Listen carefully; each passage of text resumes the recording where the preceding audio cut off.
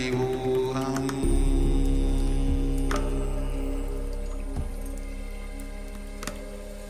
Om Nityananda Paramashivoham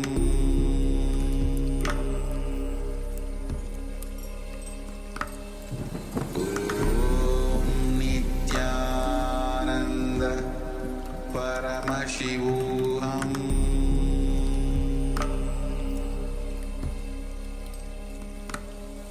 Om Nityananda Paramashivoham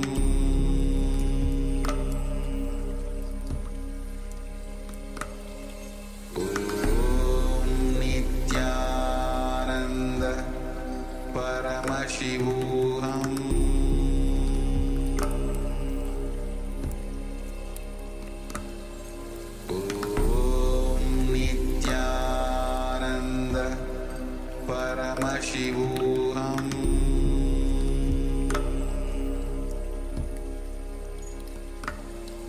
Om Nityananda Paramashivoham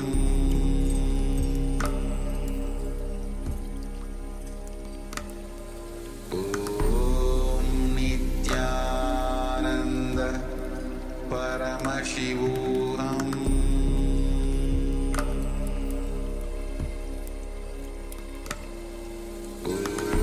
Om Nityananda Paramashivoham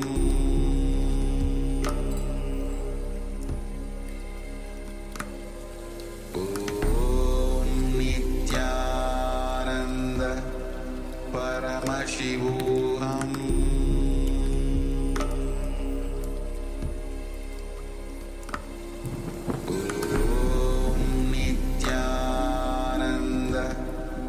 Paramashivoham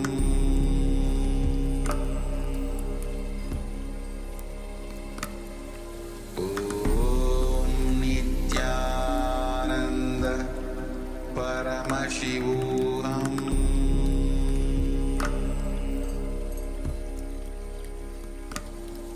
Om Nityananda Paramashivoham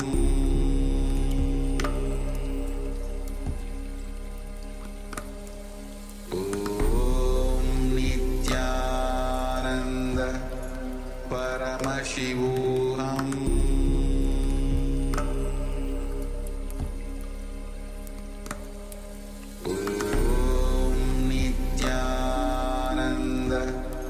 Paramashivoham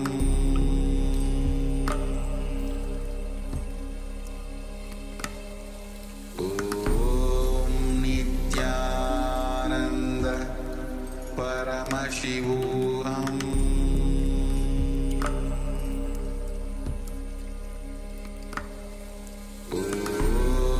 Nityananda Paramashivoham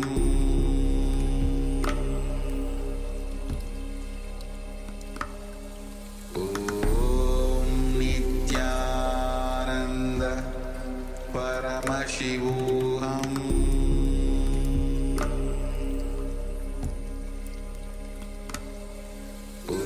Om Nityananda Paramashivoham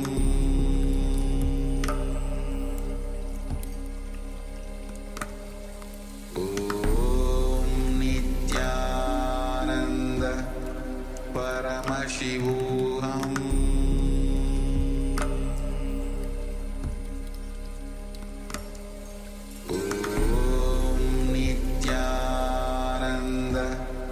Paramashivoham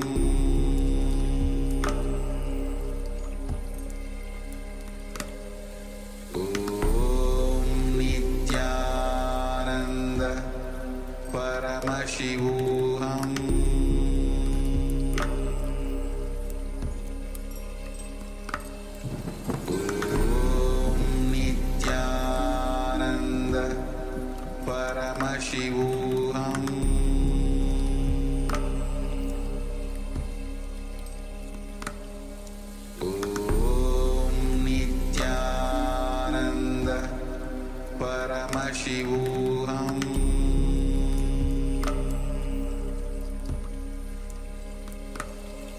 Om Nityananda. Yes.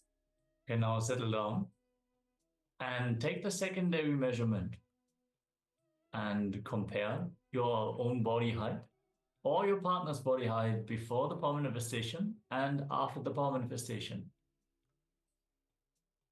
Make sure to check by how much your body height has increased and let us know. Share the results of your power manifestation and celebrate. Always when you're manifesting the powers of Paramashiva, celebrate.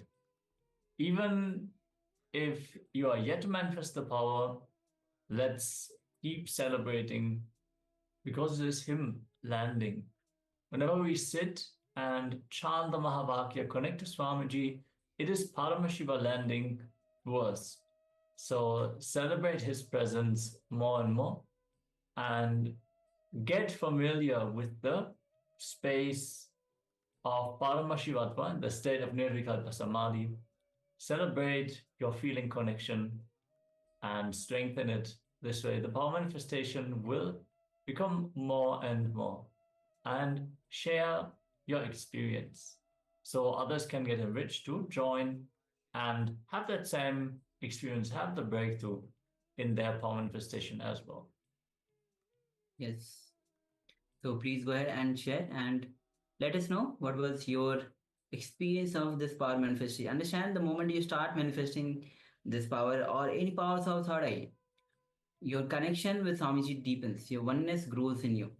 And Swami says again and again, the power manifestation is the most exciting sessions, most exciting lifestyle. And this power manifestation signs that Swamiji himself is giving to the whole world, which was never available to the people as it is available now, as Swamiji is revealing and giving to all of us. So take a moment and share. Then we can move on to the next session. Meanwhile, we'll be introducing the next session as well. Next session will be working on the throat chakra, which is the Vishuddhi chakra. We had previously worked on the Muladhara chakra, Swadhisthana chakra, Manipuraka chakra, Anahata chakra. Now it's time that we start working on the Muladhara, the throat chakra, Vishuddhi chakra. So if you are still sharing, please go ahead and share. And meanwhile, we'll be entering into this revelation by Swamiji to work on the throat chakra. So please come to the space of listening and let's begin.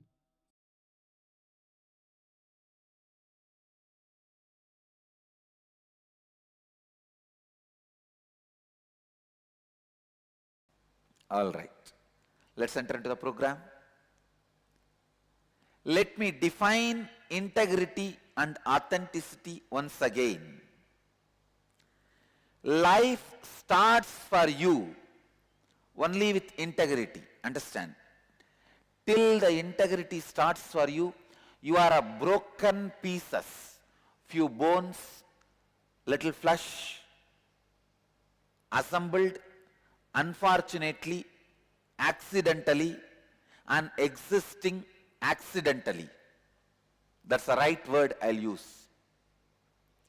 Anybody without integrity, if he is not killed, it does not even get recorded in the cosmos. Of course, I'm not telling you go and kill. In the cosmos, it does not even get recorded as a sin. It means in the cosmos is not even respected. Numbering is not done. Registration is not done in the cosmos. He is not numbered in the cosmos. Great. Issue is resolved. I'll give you the essence. Life starts only when you have integrity. Integrity means you fulfilling the word and thought you give it to yourself and to others, and experiencing a state of completion, Purnatva, with the life. For example, This moment you should be complete with all the words you gave it to you and to others. So that even if the breath which is going inside, if it doesn't come out and just goes up, you are complete.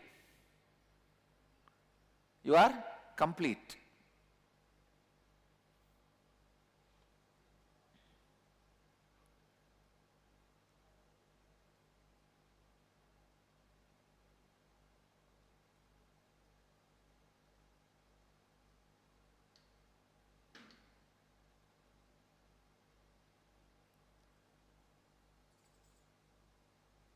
How many of you feel you are complete with all the words you gave it to yourself and to others? Because yesterday I gave you the assignment of completing with yourself and others. How many of you did the assignment? Please raise your hand. Great. But if you do it once, that will not be enough. How many of you did not do? Raise your hand. Now I am giving you time. Oh God, but I cannot delay the session. Okay. In the next break, you will do it and come back.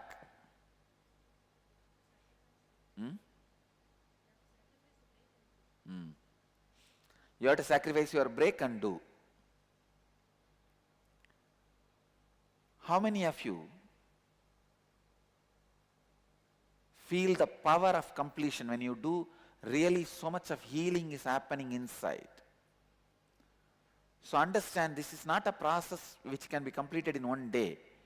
You need to go on and on at least for next 1 year. Decide this year is year of completion. Go on talking to mirror, to yourself. Go on talking to yourself through mirror.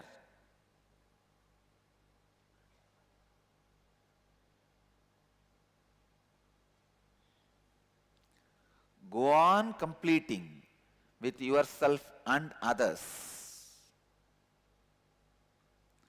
Authenticity means you being established and responding to life from who you believe yourself to be for yourself, means mamakara. Who you believe yourself to be for others, ahankara. And what others believe you to be for them, manyakara, anyakara.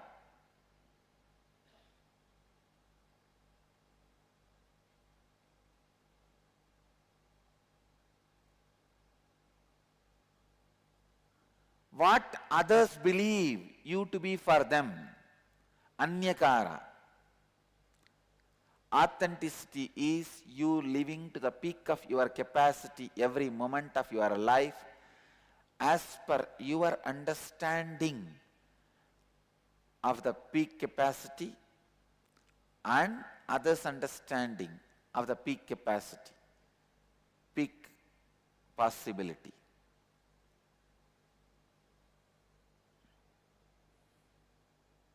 Mamakara is who you believe and project yourself to be,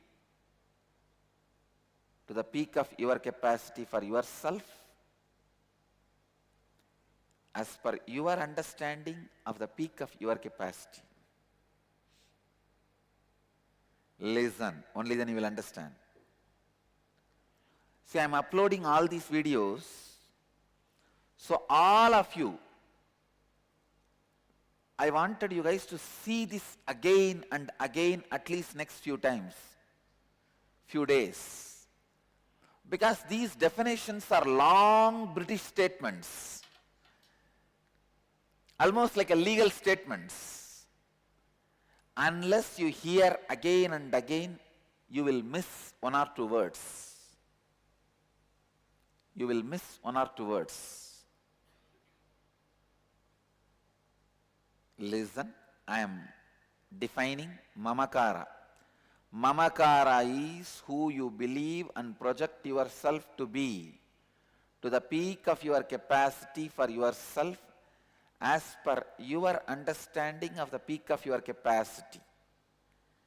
Ahamkara is who you believe and project yourself to be, to the peak of your capacity for others as per your understanding of the peak of your capacity. Anyakara is who others believe and project you to be, to the peak of your capacity for them, as per others' understanding of the peak of your capacity.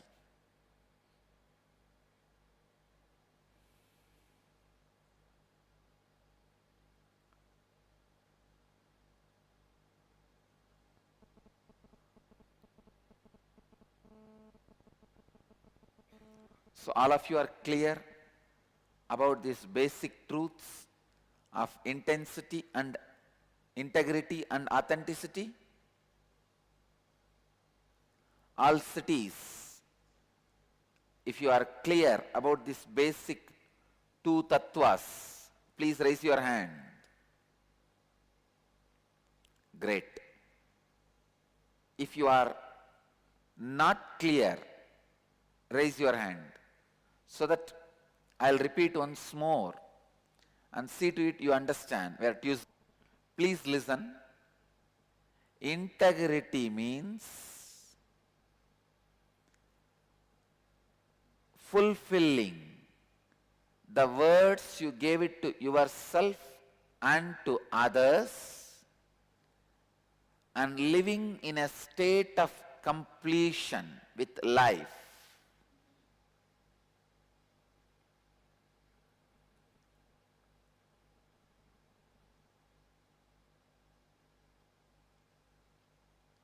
For example, you give a word to others. I will give you $1 million or $1 million rupee.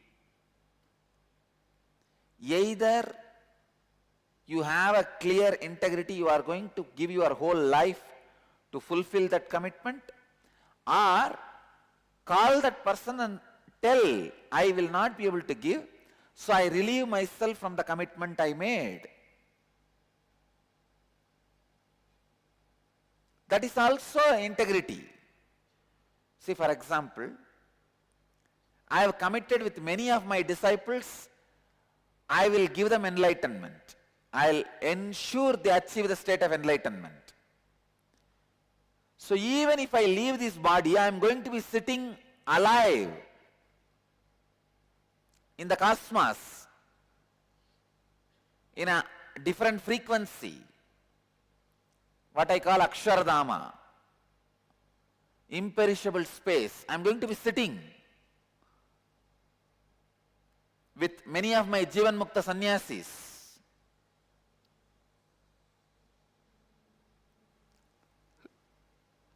And I am going to fulfill my commitment with integrity and authenticity.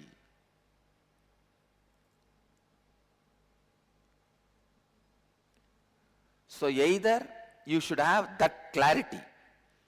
I have committed with him, I will give $1 million.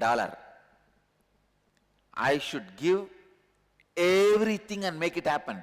Even in between I die, I will have to take another one body, come back and search for where he is and see to it he receives my $1 million.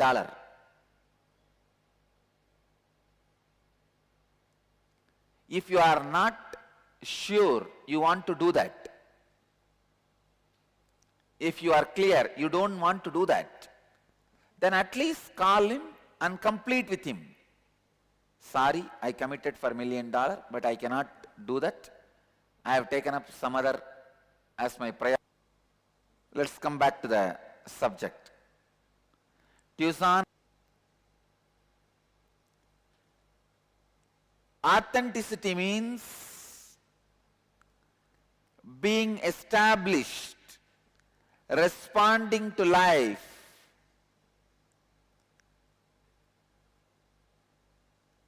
from what you feel, what you believe yourself to be for yourself, and who you believe yourself to be for others, and what others believe you to be for them.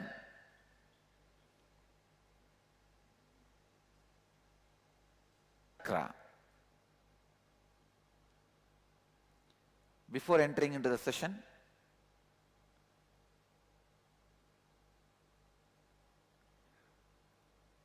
Just 3 minutes. Settle down so that you are ready to flow with the session. Just close your eyes and sit straight.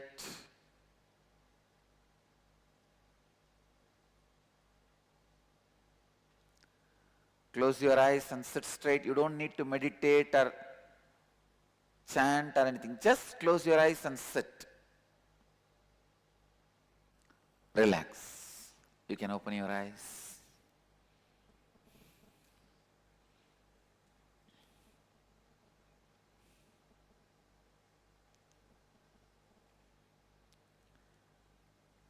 Now we will work on the throat center. Till yesterday we were working on the heart center, means root, being, navel, heart. 4 centers we have worked. Today we will work on throat center.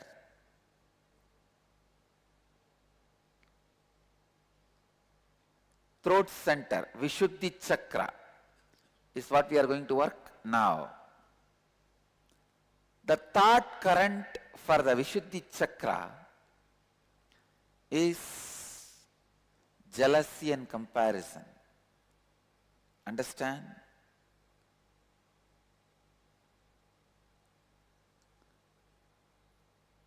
When there is a non-alignment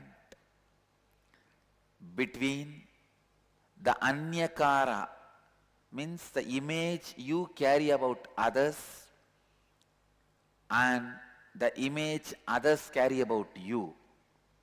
When there is a non-alignment between these two, it is called jealousy. I am defining, please catch it. Listen. When there is a non-alignment between what you feel, your image about others, and others' image about you.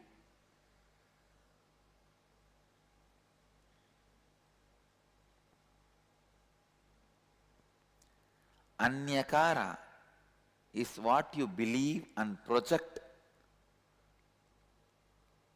others to be for you as per your understanding of their peak capacity. Let me define. Anyakara means what you believe as others and their peak capacity, and what others believe as you and your peak capacity. When there is a non-alignment between these two, when they are not integrated and inauthentic,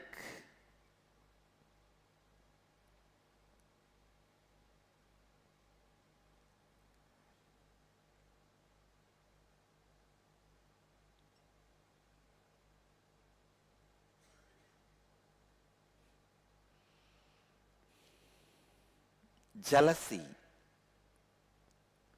is the outcome of a deep, innate violence you carry. Please understand.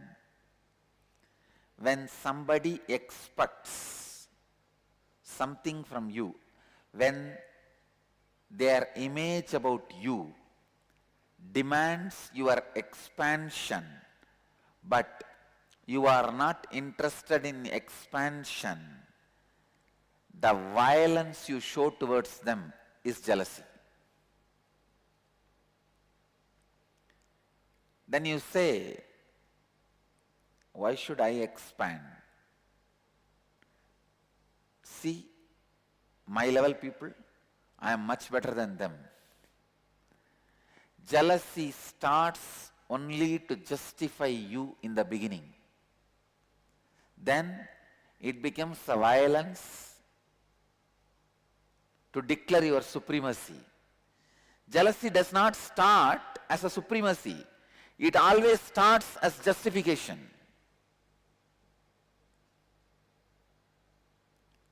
But when you finished justifying everything, it's like to win your enemy, you create an army.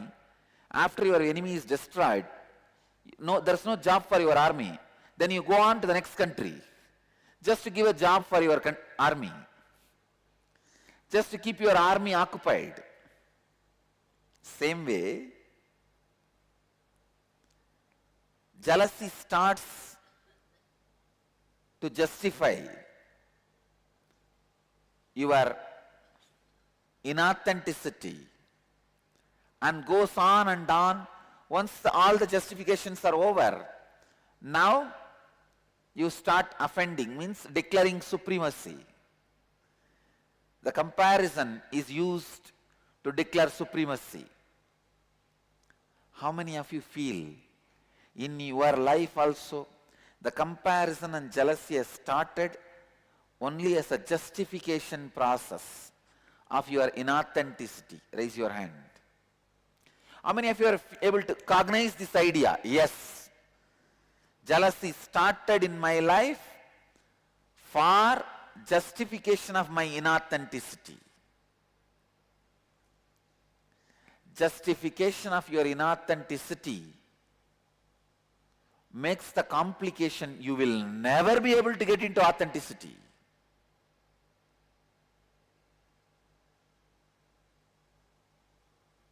You will never be able to get into authenticity.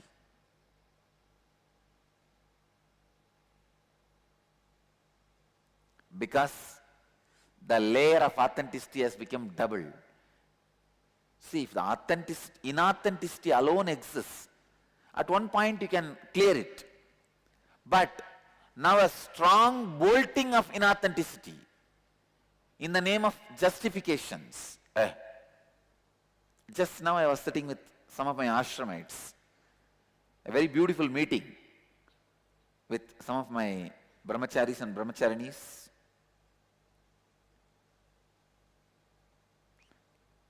I am always in my best when I sit with my kids. Because you will see my father dimension of not giving up on people. Today what I spoke, each one of them are hearing from me at least for last 6 years.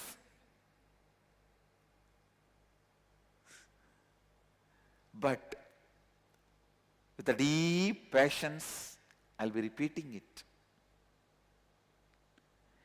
reminding it, re-emphasizing it. Just like how I have done that to me. From the age of 12 to 22, I was continuously reminding my enlightened state to my biomemory. Because I did not give up on me for 10 years, and I reminded myself,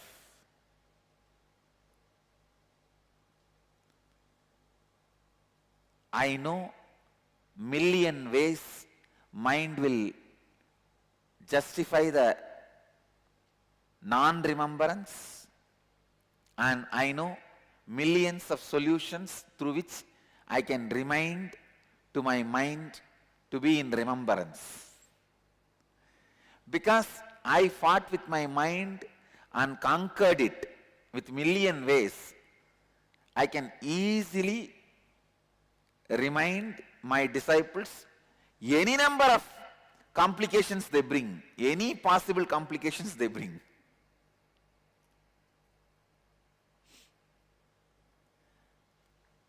When I sit with them, I clearly remember the Brahma Sukhi in me. That was the name I was using. Till 12, I was called as Swami. I was never called by my parental name. Never. I was addressed by my parental name by anybody other than my school record. From 12 to 22, the Brahma Sukhi was the name I was carrying, which was given by Kuppammal. I feel that personality is sitting in front of me as my disciples.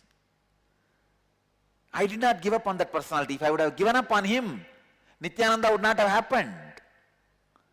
Nityananda happened because I did not give up on him. Same way, I am not going to give up on these guys. Just now I was sitting and talking. The ideas I was sharing with them is very useful for all of you. I wanted all of you to listen.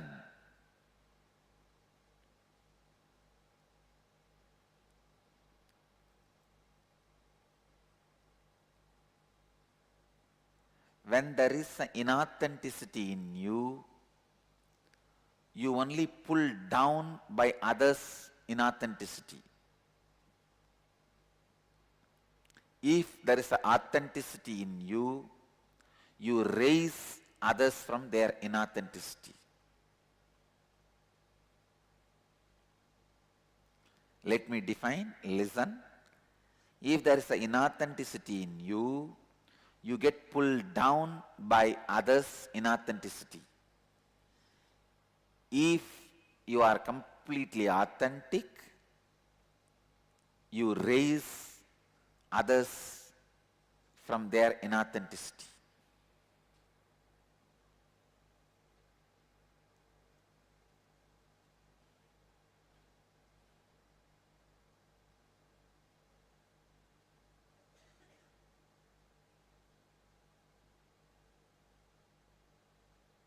I'm giving you a few seconds for you to internalize.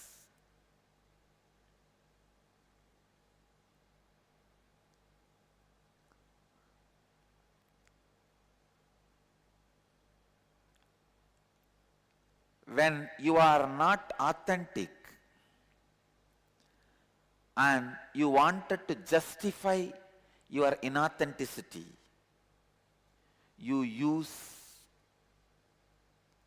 comparison as a justification tool. I was telling them,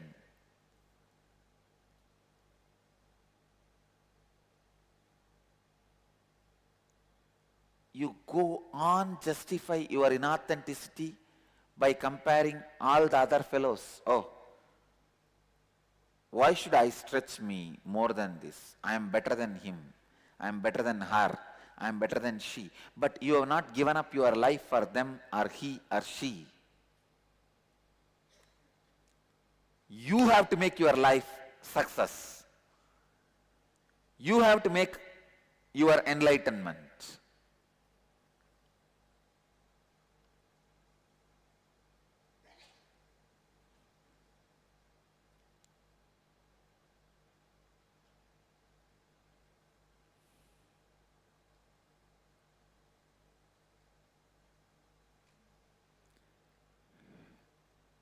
Jealousy starts as justification, ends as declaration of supremacy.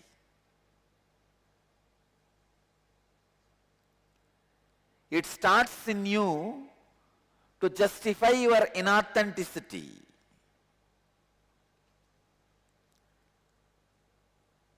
The moment you learn to justify your inauthenticity, you have started committing suicide. You just need to be buried, nothing else. Your destruction has started. For God's sake, at least don't justify your inauthenticity. Don't be inauthentic. If you are, at least don't justify your inauthenticity. Stand exposed, naked to your own inauthenticity. Even though it is little difficult, face it, stand by it.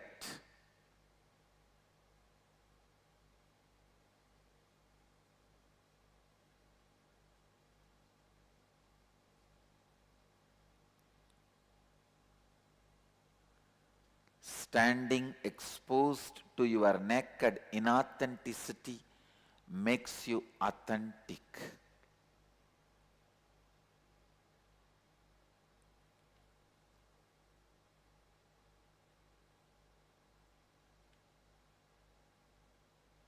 Listen, this is going to solve thousands of your problems.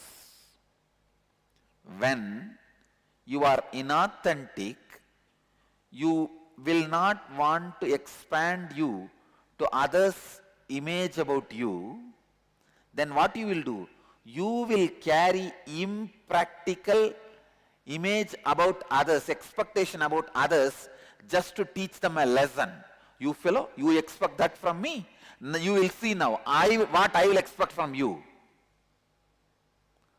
This clash is comparison and jealousy. How many of you are able to cognize with what I am saying?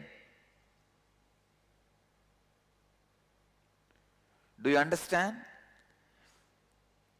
Actually, when there is a expectation from others, image of others about you, first thing what you should do, you should be authentic enough. If you feel like you have, by stretching yourself, you are going to expand, you should do it. Or at least you should be complete enough to remind yourself that is not the direction I am going to be fulfilled. For example, if somebody has an image of me as a Shiva, that I should heal them and give them boon, then naturally I am going to expand me, stretch me, and fulfill. I'll stretch myself to their image about me. But if somebody expects as an image of me, I should give 100 century in cricket, little more than Tendulkar, I am not going to do it. Understand? Listen. The anyakara which is falling in tune with your ahankara and mamakara, which expands your ahankara and mamakara, only is expected to be fulfilled by you. Jnanatma clear? For the question with which you are hunting my head? Last 2 days, these guys are hounding me with this question. I am having a very beautiful last few days. All the ashramites constantly nagging me for the deeper and deeper understanding for authenticity and integrity. It feels so nice. It really feels so nice, because the way they ask the question, I know they already contemplated about it. Listen.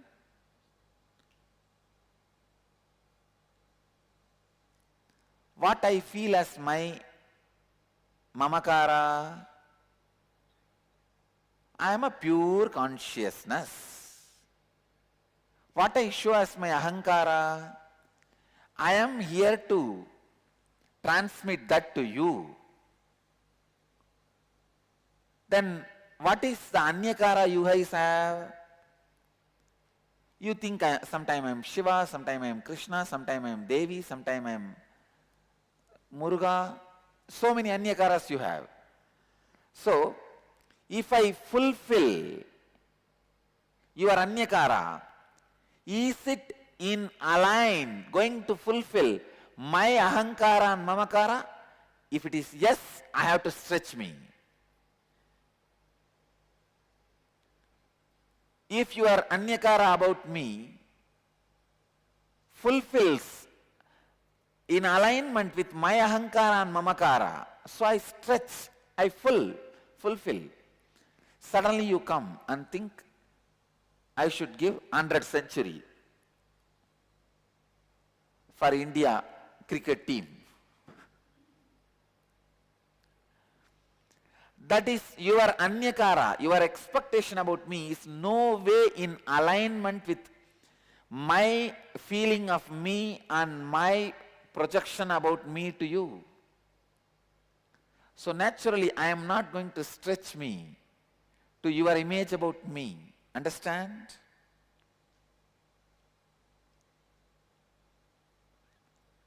This clarification, to which image about you you should stretch, to which you don't need to stretch, will come only if you are clear about your ahankara and mamakara. So first things first, completion with you. Clear?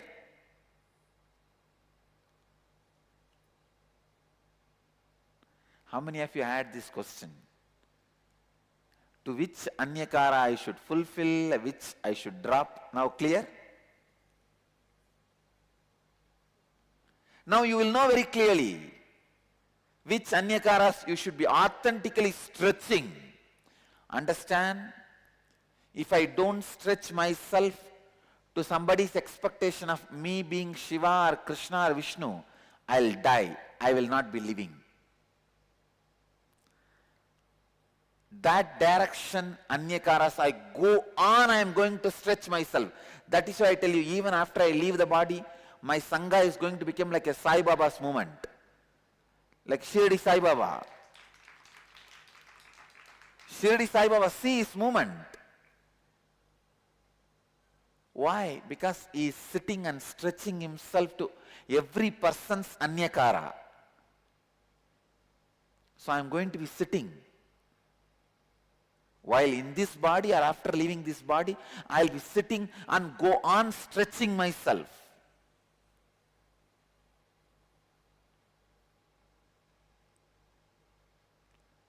To everybody's anyakara about me. So naturally, if you expect me to be like Shiva, I'll appear like Shiva.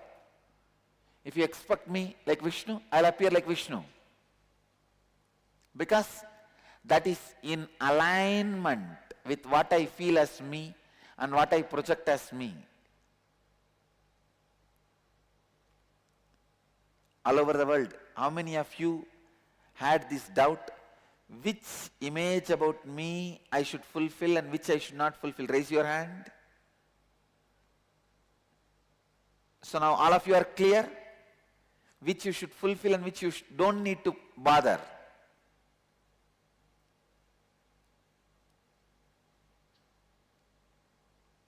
Listen. Sometime, even, relax, you can leave your, even if their image about you has to be fulfilled authentically, it is in alignment with your ahankara and mamakara, even then you feel violent towards them. Why? Why should I stretch me to you? Come on, now I'll show you. You try to torture me with your expectation, I'll torture you with my expectation.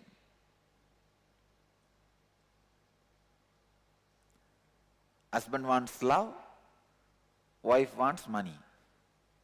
You expect me to continuously be loving. Now I will torture you with my expectation. Marriage is like a workshop. Husband works, wife shops.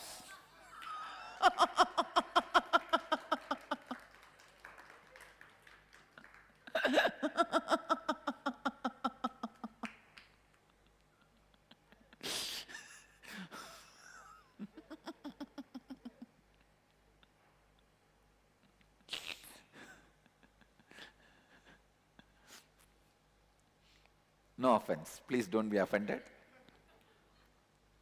But women knows whatever fun I make about them, they don't feel offended at all, because see, even now, a simple decision I made, sending Swamis to offer respects to that Swami who passed away, I tell them very clearly, no, the image, even the statement you give, The image you project should be very clear from the beginning. Why do you think I put Devi in the same deity? Our Anandeshwara, main deity, why do you think I put the Devi in the lap?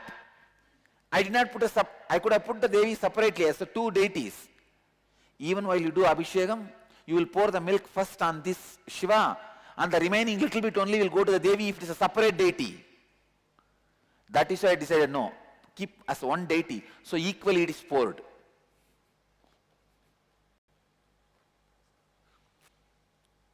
So when I send even a sannyasini, I am very clear. I have always two sannyasinis also, so that people should know from Dhyanapeetham, sannyasinis exist and they will always be there in any public appearance.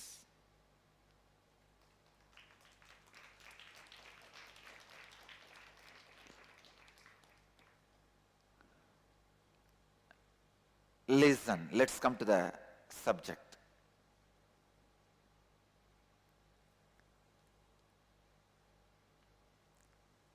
Jealousy is a violent expression you express due to inauthenticity, a violent expression of inauthenticity which starts for the survival by justification, which evolves as hiding mechanism of your inauthenticity and ends as declaration of supremacy. It takes birth as a justification of your inauthenticity. It serves as a protection cover, hiding cover of your inauthenticity.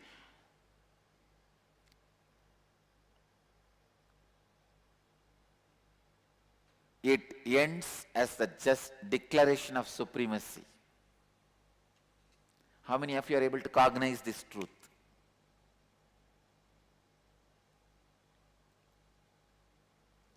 Can you do this as assignment? Just few minutes. See how jealousy in you has started for justification. In how many places you used jealousy to justify you. Second, in how many places you used jealousy to cover your inauthenticity, to defend your inauthenticity. Oh, you expect that from me? I will teach you a lesson by expecting this from you. So this way, defending, protecting your inauthenticity. When these two jobs are over, then your jealousy goes to the extreme of declaring supremacy.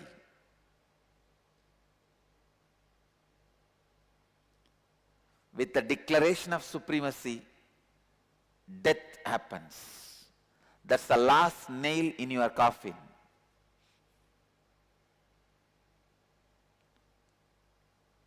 Declaration of supremacy is the last nail in your coffin.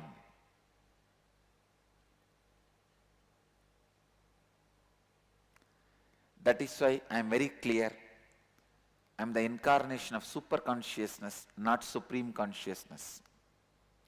Because the word supreme consciousness is declaration of supremacy. It comes from violence. Even though super consciousness is supreme consciousness, the word comes out of violent declaration of supremacy. I make sure the violent declaration of supremacy is avoided in every interaction.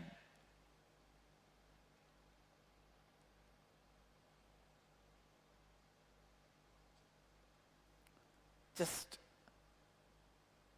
5-minute assignment. Please look in. At least 2 examples for each. Your jealousy starting as a justification mechanism, your jealousy being used as a defending mechanism of your inauthenticity, your jealousy declaring your supremacy. When you finished your justification and people are tired, they feel they are all subdued, you are justified, and you defended your inauthenticity, they accepted it. Then next step is declare your supremacy.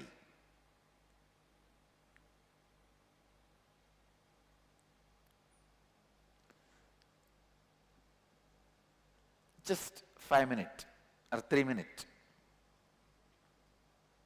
3 to 5 minutes, okay. Just 2 examples.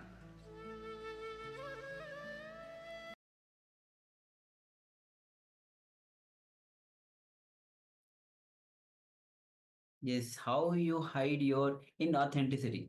And moment the other person accepts your inauthenticity, you start expressing your supremacy. So this is the working on the throat chakra, how to be authentic. When you are authentic, your Vishuddhi chakra gets clean. I know you'll have so many questions on the Vishuddhi chakra, on authenticity. Swamiji has recently been talking about the authenticity a lot. So next we'll be entering into your question answer session. So on the integrity and authenticity. And if you have any more questions, please feel free to share them here in the chat so the acharyas can attend to it and you can find clarity about the various different chakras. So please let us know if there's any misunderstandings, any clarification needed, so we can attend to you. Yes. Understand that integrity and authenticity is a basic principle that we need to bring into our life to be successful, to achieve anything that we want before beginning anything. So there'll be so many questions that we'll have. So this next session is going to be on the question and answer on integrity and authenticity. So any question that you have, keep it with yourself. Make sure that it might get answered. Even if you don't get answered these questions, you can ask these questions out first. So let's enter into this revelation with Swamiji.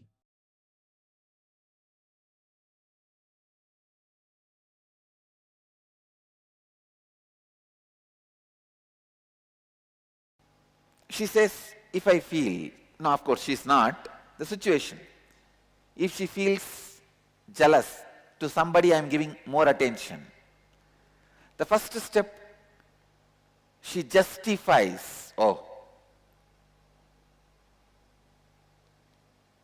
me and she are both are equal, but why is he giving more attention to her? Justification. Instead of stretching herself to my expectation image, she justifies. Then defending. The moment she justified to herself, to others, X and me are same. But X gets attention and not me. Now defending her inauthenticity. She will never stretch herself to my expectation, my image about her. She will say, he has to alter, not me. Defending. If her defense is also successful, then declaring supremacy. I am much better than this guy. Who is he to give attention to her more than me? Who cares for his attention? Get lost. Declaring supremacy. Understand? I am giving you one life example. Let me listen to at least 2-3 people's life examples. Come on. So that all these 3 people understand. See, when you justify, you tell very clearly to yourself and others, hey, what way she is better than me? Why is she getting more attention?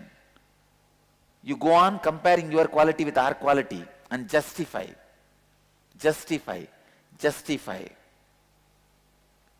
And even if you feel she is little better than you in some things, even if she is better, he should be equivalent to both. He should not be giving more attention. And sometimes you know you are lower than her, then you say, he should be a Dina Dayala, Abad Bandava, protector of the poor. You manipulate, the manipulation, protector of the poor. If he does not protect the poor, who will protect? So you manipulate and justify. That is the first step. It is like a fill the gaps. Then the foundation is defending your inauthenticity. And then the building is declaration of supremacy. But the base itself will shake with earthquake. Listen, this 3 step. How you justified your jealousy. Because with justification, you give birth. When that becomes a defensive mechanism, it grows. When it declares a supremacy, it is in its peak. Swamiji, this situation was when I was working for Microsoft, the last job I had, where I went through a really rough patch, and the truth of the matter is I wasn't able to rise up to that occasion. Now I justified it with various things, such that, I was pregnant, I was nursing, it was a bad economy, the organization wasn't supportive, etc. But that is what I used, the fact that all these things existed. Justification. All those were justification. And then as I see it, I quit the job, and then I realized that the entire spiritual path I'm treading is actually a way of declaring my supremacy over the fact that that wasn't successful for me. Oh. So while the truth is also there, that it is a quest, and I feel very connected to it, there is a part which is I'm out to prove that, guess what, this has made me healthier, this has made me more stress-free, this has let me live a better life than all you people in Microsoft. So there is a part of that. That's supremacy. Yes. Now understand, unless you are complete with that part which is trying to declare supremacy, you will never be able to inspire and help people. Understand? Because in your heart, the supremacy is just sitting with a veil of enriching people. You are not enriching. Understand? You are, few words you will talk about enriching, then within that few words, that veil will come out, you will declare your supremacy, and the other fellow will see who is sitting inside. Oh, this is a goat wearing a tiger skin, not the tiger itself. Because the skin will fall for few minutes. In few minutes. Understand? So now you have to be very clear, complete. Sit with yourself and talk to yourself and declare, you are not a failure by dropping the job. Maybe that time you were not able to cope up with those things. Now let us learn to cope up with those things. You are not a failure, so you don't need to prove you are a success. As long as you think you are a failure, you have to prove your success. Heal the truth, you are a failure. Heal it, complete it, you are not. Even if you have failed, you are not a failure. You failed, but you are not a failure. You failed does not make you a failure. Understand?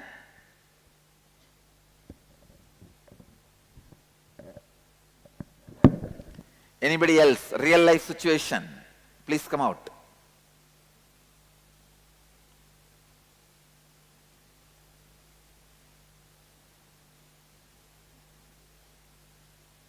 Yes. Mic. Please switch on the mic. The one that I'm trying to explain here is something what happened between me, my sister and my family. I was always under the impression that they are giving more lenience to my sister. And No. Please loud. that they are giving more lenience or love to my sister. And that my mother is expressing herself more with, she being a female kid. And that she was not, that emotional to me. But usually mothers are always attached to the sons. Fathers are only to daughters. In my case, I was always, trying to find out or justify myself that, oh, they are doing this, so they are doing more towards them. But only Now, all today my morning brahmacharis have that problem. He attends only to his daughters. Today morning, yesterday night when we did that exercise, I quickly realized it, and after a few discussions with my fellow, participants, I quickly called both my parents and apologized to them for what I did. Okay. Thanks for this. So, no, can you give a situation or a understanding about these three? How you justify and how you defend your inauthenticity and how you declare the supremacy of your inauthenticity. I think one of the foolish things what I did was I tried to measure their love. That's purely foolishness. That's nothing but foolishness. And after So- that I started measuring, oh, they acted this way, but I am actually more, the right thing is that we take the shelter of the responsibility of the word responsible. No, I am more responsible. I am man, so I have to take care of them. That's all, I started calculating and I was continuously on the wrong path and Great. Come on. Anybody else? Atma, you must be having for all these three situations. Come on. Tell the story.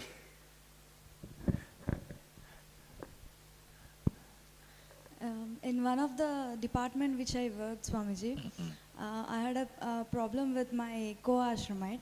It's like you expected me to be a bit mature, but at that time I was not able You are to... capable of becoming matured. At that time, I was not able to stretch myself, stretch up to your Anyakara. Because of that, I came out from the department. By that, I was like, I supported myself that I did my best, but I didn't realize that I can do even more. Understand? Fulfilling my anyakara about you is surrender to me. People go on claiming, I surrender me to you. I surrender to you. Oh Guru, I surrender to you. Sharanagati Prabhu, Sharanagati. I am defining Sharanagati, understand? Anybody who thinks you have surrendered to me, fulfilling my anyakara is surrendering to me. If not, you are asking me to surrender to you. No, I surrender to you. You should be doing as I want you. It means what? So I have to fulfill your anyakara. So I have to surrender to you. So all surrender is dangerous. You understand? Now how dangerous is the disciples' surrender? No, they say, I surrendered to you. Now you should behave as I wanted. You should have been God for me. Declaring the supremacy of your inauthenticity. First understand. Jealousy starts as the justification of your inauthenticity. It grows as a defense mechanism of your inauthenticity. It thrives as the declaration of the supremacy of your inauthenticity. The moment you declare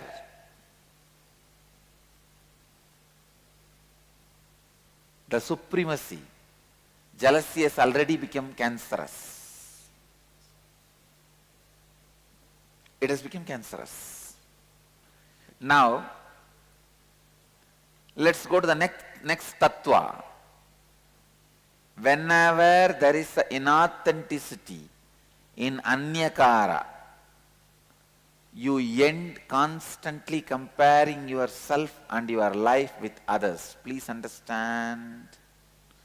Listen. When others image about you, if you decide not to stretch yourself to that and not to complete with that, please understand, even if you don't stretch yourself to their anyakara, for example, somebody expects me to be Shiva. I am going to stretch me. Somebody wants me to play the role of Tendulkar. I am not going to stretch me to that, but I am not going to hurt him. I am going to complete with him. Why did you expect that from me? I did not prepare me to do that role for you in your life.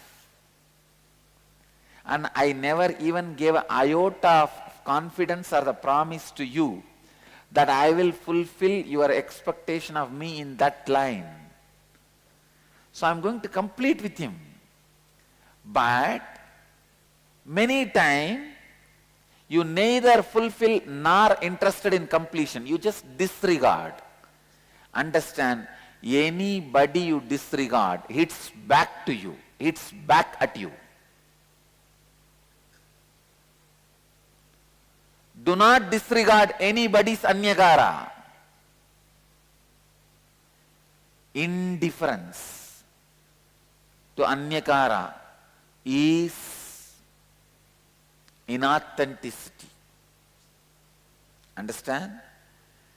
Every anyakara comes to you as a boon. When you stretch yourself to something, you express extraordinary powers. When you complete with something, you express peace and contentment.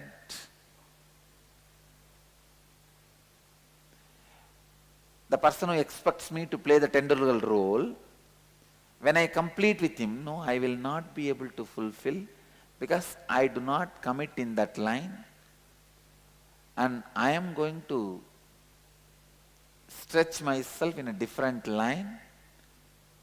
When you complete, you are peaceful with yourself and others. If you are indifferent, what do you mean telling me to play centuries? 100 century. Is that a life? Come on, see what I am doing. I am Shiva. See how many people experience Shiva in me. You expect just Tendulkar from me? No. That's not going to work. That's not going to work. Then he is going to throw the ball on me, whether I am going to kick it to sixer or not. He is going to throw the ball on me.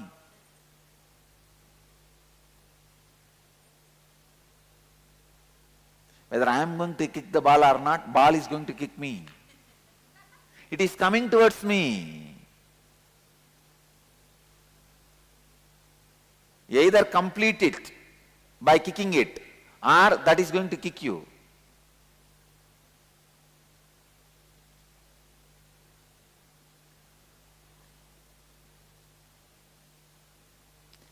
Whenever there is an inauthenticity,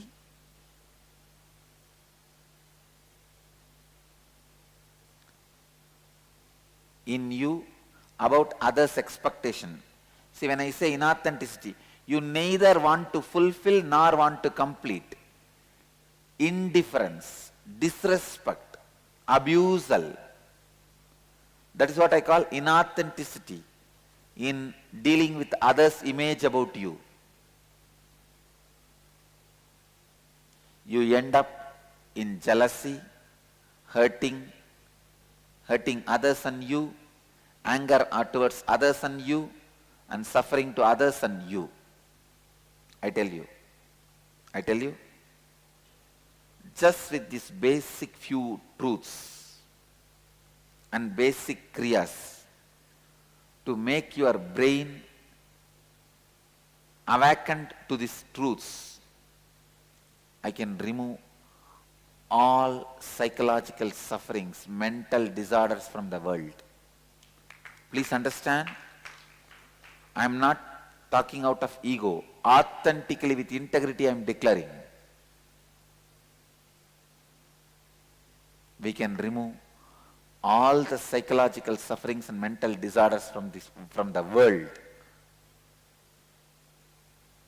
just with these few truths. We should take the responsibility for people to listen. We should take the responsibility for people to be authentic.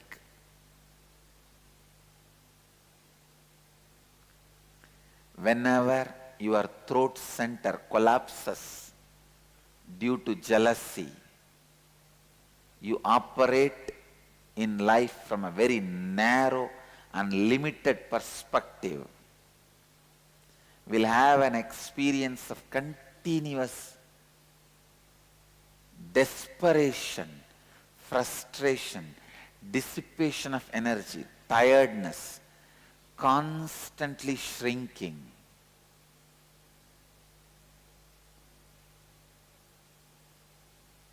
How many of you feel every year passing you are only shrinking? Then you have the problem, your throat center is collapsing. No. You have to complete your jealousy. You have to sit with yourself. Every year, every passing year, I only feel clearly I am enriching me and enriching others. Especially this year, oh God, the best. I have hit on the lottery of enlightenment.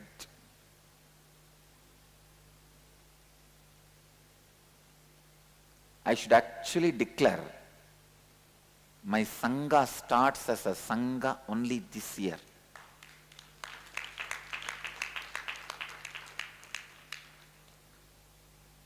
With these great truths of Chaturveda, 4 Mahavagyas, Chatur Mahavagyas, integrity, authenticity, responsibility, enriching.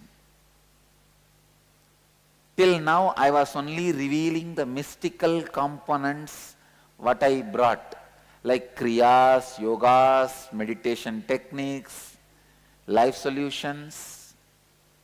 But only now, my Sangha starts.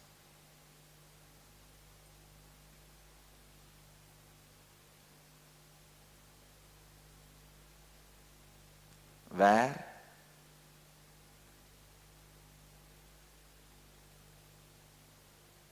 I share this treasure with millions.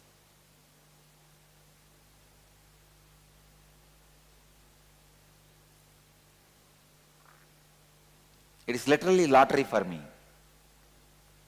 Every year I feel like this lottery happening in my life. Only if you feel every year lottery is happening in your life is worth living. Or immediately you need completion. Shut yourself and get admitted into Dhyanapidam.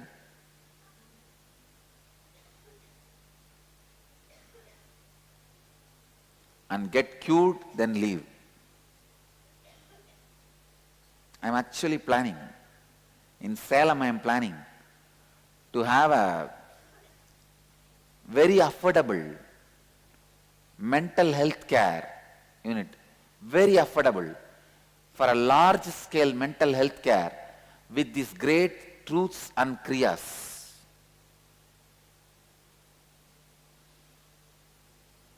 With the mental health care professionals.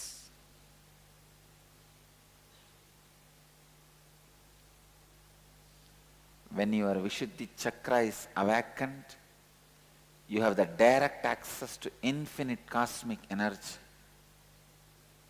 When there is an alignment in the Anyakara that you carry about others, and the Anyakara others carry about you, your throat center is awakened.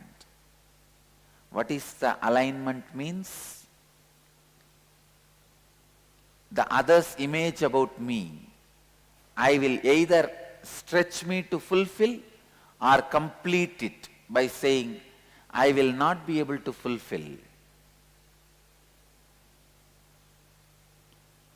There's a completion.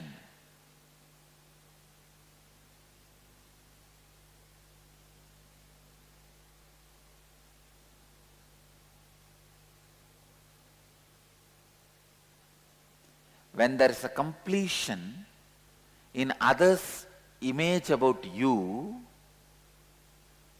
your image about others also will come, evolve from that completion. It will not be taking revenge. It will be inspiring, supporting. That is why I tell you, my image about you is only supporting your expansion, not taking revenge on you. Because it comes out of my completion.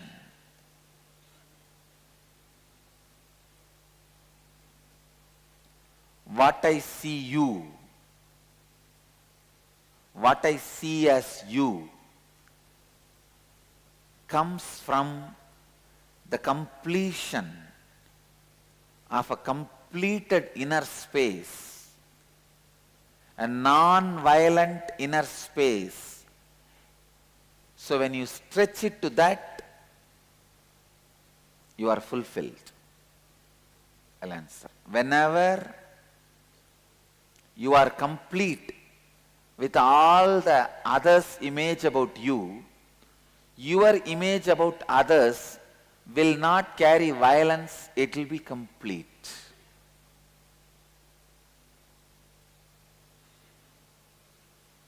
You are free from jealousy. Whether you are completing out of your laziness or your authenticity. That is, say, for example, if somebody expects you to complete a building, you have to fulfill it, because that is the mamakara and ahankara. Yes. But if somebody expects you, like suddenly if somebody comes and same thing, like cricket, they want you to give 100th century. Even the iota of the 100th century exists in your mamakara or ahankara. Understand? See, your mamakara and ahankara, the leakage of your mamakara and ahankara can be anyakara, but not something completely different. See, the other sanyakara can be the export of your ahankara, mamakara. It cannot be import to your ahankara and mamakara. Listen. Others' image about you can be the export of your mamakara and ahankara, can't be the import to your ahankara and mamakara. Export means out of this, but can't be suddenly something out of the blue. When it is out of this, you know you have to fulfill it. When it is out of the blue, you know you have to complete it. So clear? Shall I go to the next Satya? Here is a question from Michael. What about comparison and jealousy that results in feelings of inferiority rather than superiority? Whether declaring supremacy or inferiority, there is no inferimacy word, na? Let's create it. Whether you declare supremacy or inferimacy, it is one and the same. Understand? You declaring supremacy or inferimacy. When you declare inferimacy, you get into the mental setup of victimhood. Being a victim is nothing but declaring inferimacy. You can infringe on me. That is what you declare. When you declare inferimacy, don't blame the people who are infringing on your rights.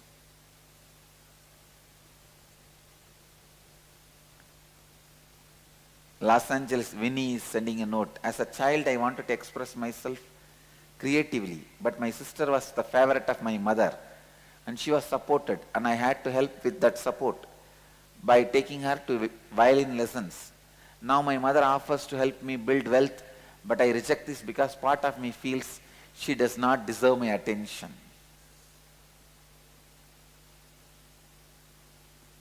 Winnie, many times when you have anger towards others, you punish you.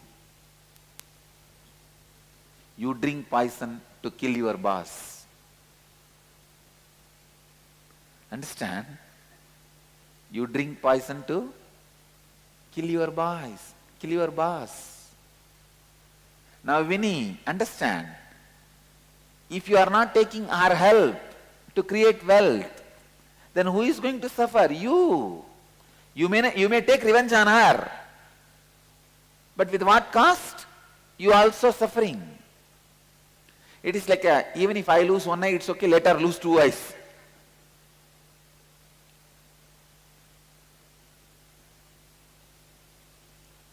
Shall I move to the next tattva?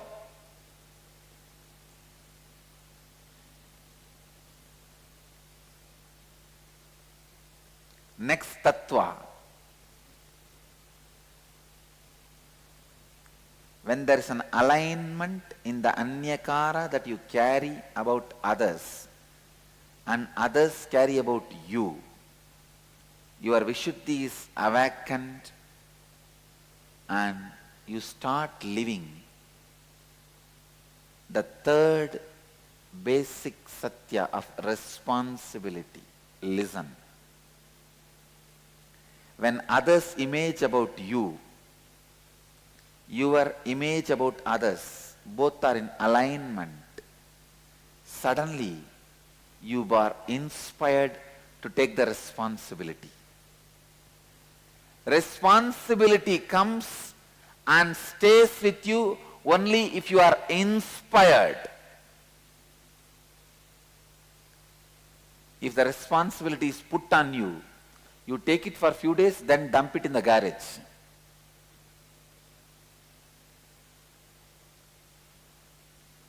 Let me define responsibility. Responsibility is living and operating from the understanding that you are the source of, and therefore you are responsible for all happenings in and around you in your life. Let me repeat once more. Responsibility means living and operating from the understanding that you are the source of, and therefore you are responsible for all the happenings. Because you are the source of all the happenings in and around you in your life,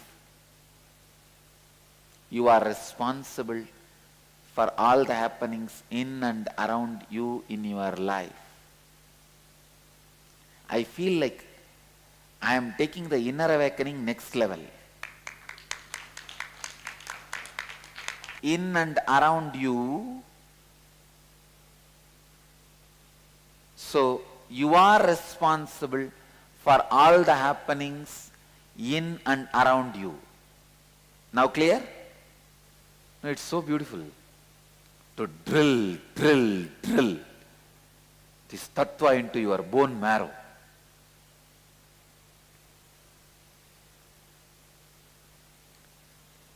When you take the responsibility not just for your image about others, but also others' image about you, you expand. I tell you, you express miracle powers in you. This is the science of siddhis.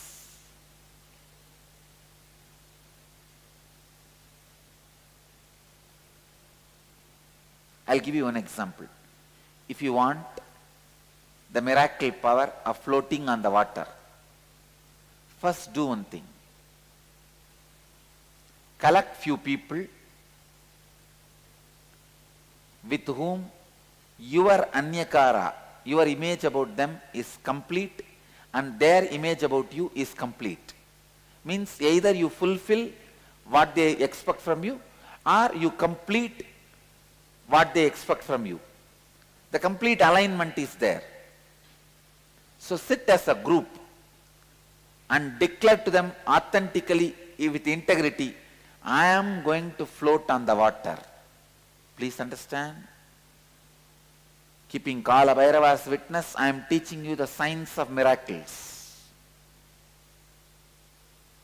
Have few people with whom you are complete and they are complete with you, and declare, I am going to float on the water. Authentically decide you are going to do it. I promise that power will start expressing from you.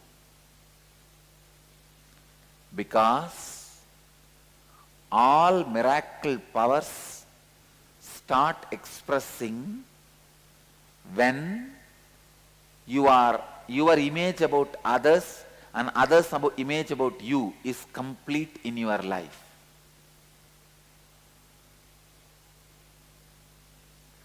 Don't imagine immediately, oh, these are all remote things, not for me. No. I am talking about possibility. Straight possibility, not impossibility. There is nothing impossible. When I am possible, there is no impossible.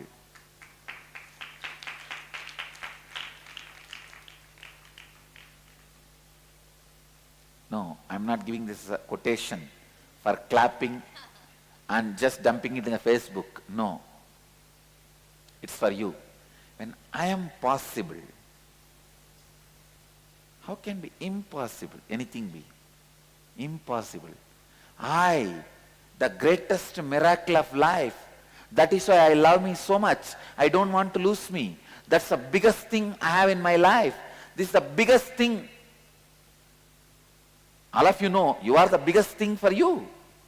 You don't want to lose that. When that biggest thing has happened, when I am possible, how can anything be impossible? For example, if I say I will give you the power of floating in the water, will you give up on you? Will you give your life? Will you die? You will say naturally no. It means what? Then you are the bigger possibility than floating on the water. Am I right? When you have that itself, how can the floating on the water be impossible? Tell me. See, I tell you, all right, I'll give you the power to float on the water. Please die, commit suicide. Will you do? You won't. Because you know that me, I am the biggest possibility. I am the biggest happening. How can I give up that just for floating on the water? Then, when that big possibility itself has happened, why can't the floating on the water can happen?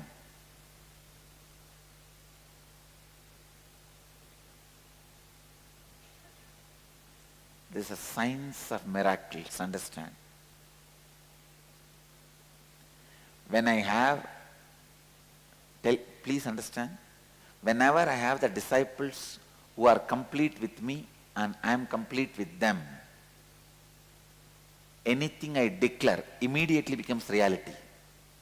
Why sometime after Kala Bhairava declares it takes few days for it to become reality?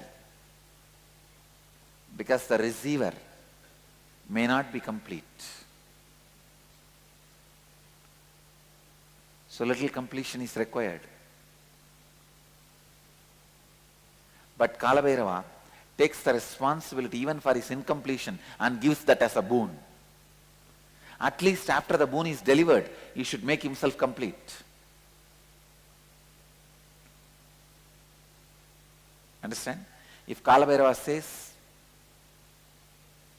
it will happen when it happens, then he may do 10 miracles out of 100 reading. But if he declares date, time and everything, he will do 80 miracles out of 100 readings. But the 20 failure is the biggest, the largest way he can stretch his hand is stretched. And they missed. Clear? He can be integrated, but he will not be authentic.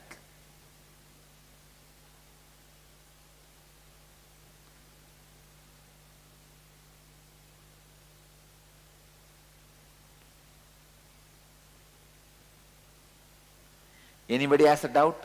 Sometime Kalabhairava blessed, and that day exactly it has not happened. It's still getting delayed. Understand, this is the tattva, truth.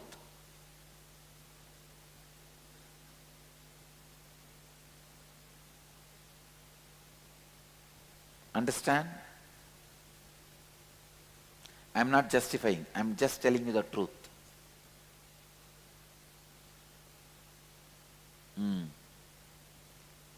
I am not justifying, I am just justing.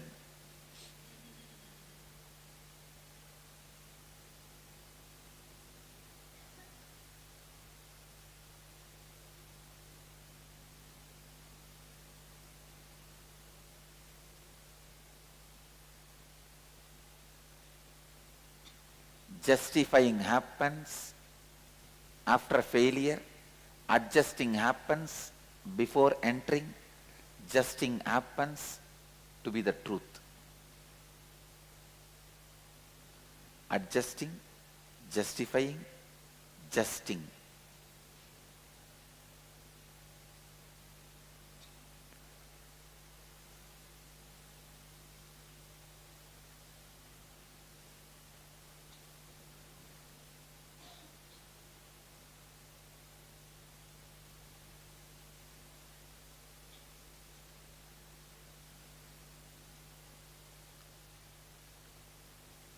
Usually, you take responsibility based on your understanding of the peak of your energy.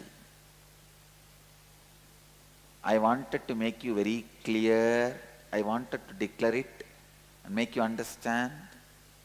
When I started this Sangha, even though I declared it will become an international organization, that was not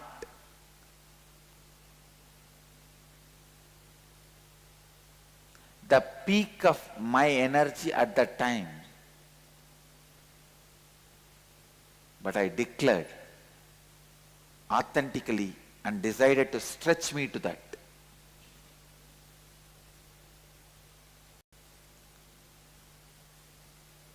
Usually we take responsibility based on our understanding of peak of energy. It is actually other way around. When you take responsibility with integrity and authenticity, the peak of your energy just expands and fulfill the responsibility you have taken up. Understand? With authenticity and integrity, I declared it will become the place to teach and radiate enlightenment science to the world. Enrich people with enlightenment science. I can see the responsibility comes up and fills that, makes it happen. Taking responsibility for everything, everything happening in your life.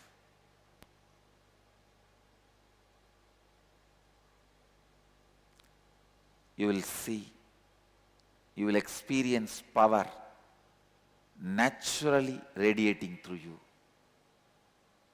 You don't need a separate boss chair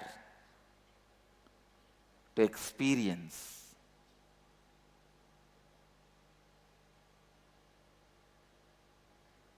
and live the responsibility.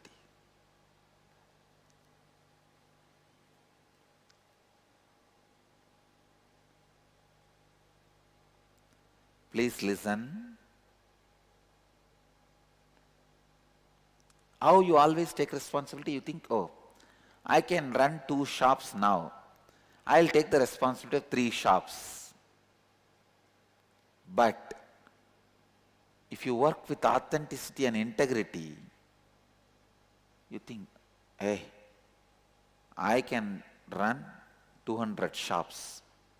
And cosmic energy responsibility comes in, fills and makes it as 200 shop.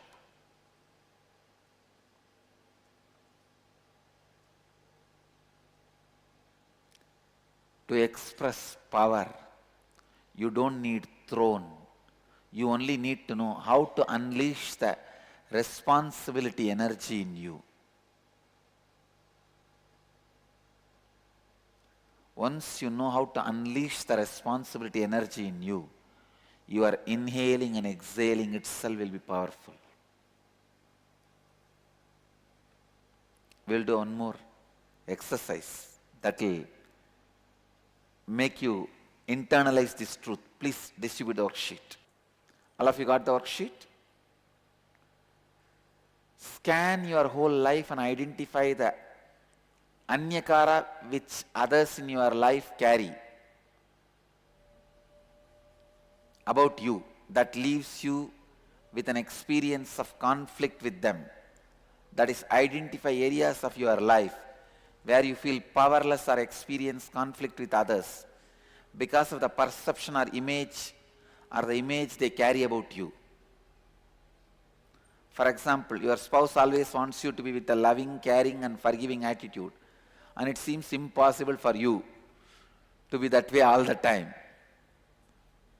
And understand, whenever you feel powerless or experience a conflict in your life related to others, perception of the image they carry about you, you are surely not taking responsibility for the perception or image they carry about you. I think better you read the question. All the 5.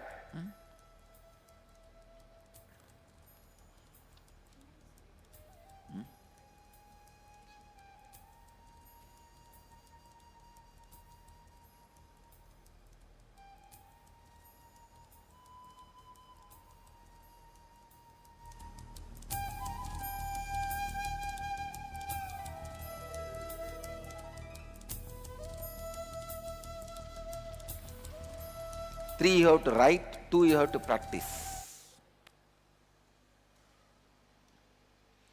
Come on, 10 minutes I give you guys time. If needed, I will extend later on. Now 10 minutes. If you are done, please go for a break because we will be having Kriya together.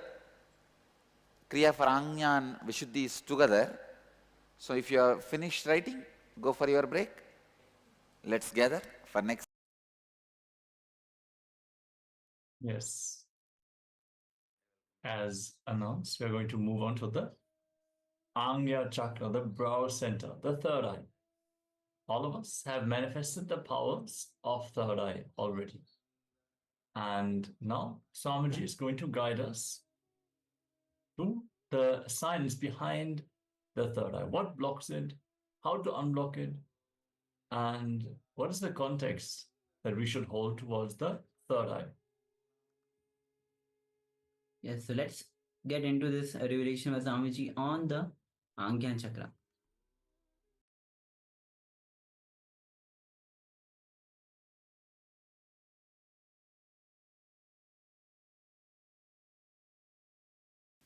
Now we will work on the third eye center, brow center.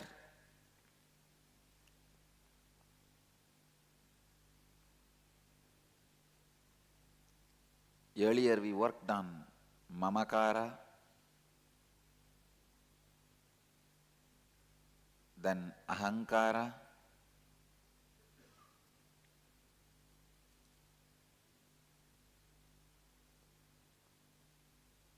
now we will work on the relationship you share with your Ahankara and Mamakara.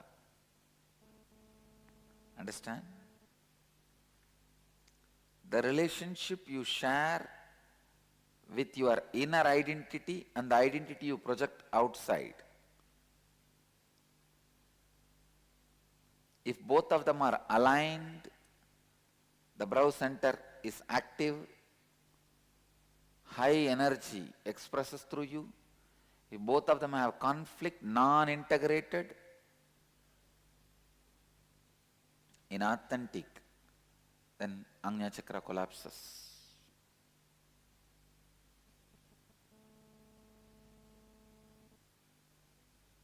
Inside you, you always project yourself lower than what you are.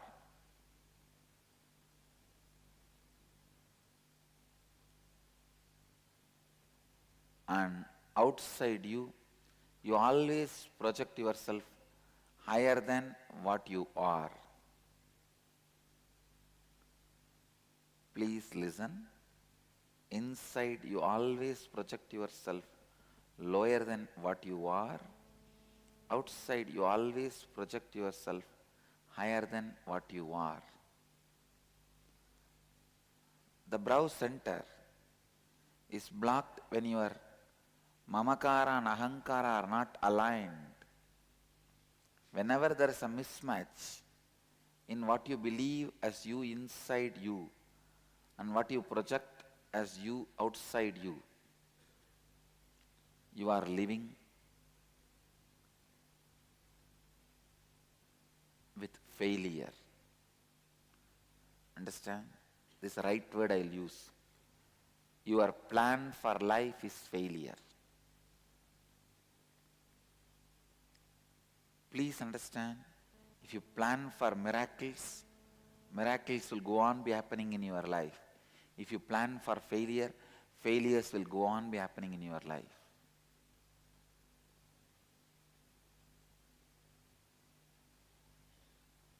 It's like a sword which is sharp on both sides,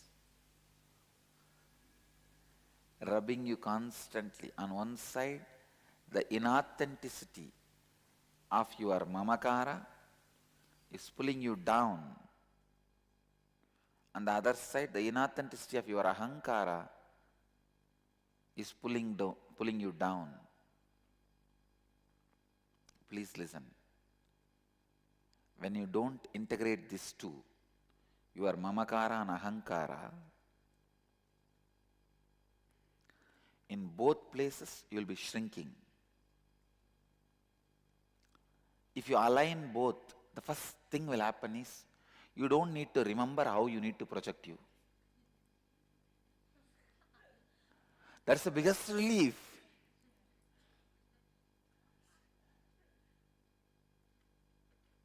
I tell you, even in the sleep or waking state, I don't need to remember at all how I should project me. I just wake up and come out. Because the mamakara and ahankara are so aligned,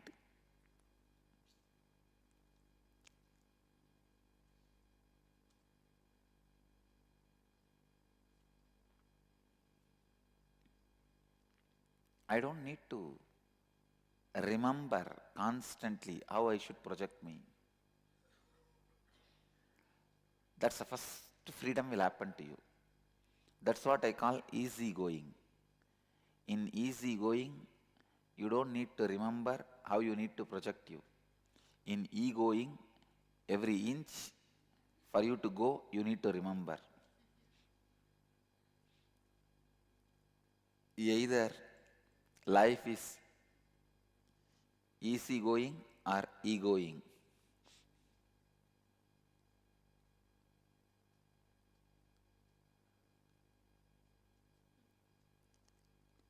What I mean by the word aligning, let's analyze, let's understand. How to align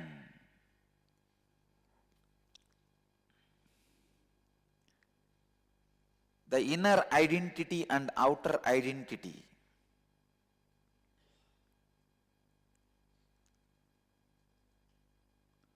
First, you need to understand both the pieces. And you have to know what kind of a connection they enjoy, or they may not even have connection. When your Ajna chakra is collapsed, you are wounded on both sides, wounded on outside and inside both. The easy going life does not happen. You can see very clearly people who are egoistic, they become very serious and diseased.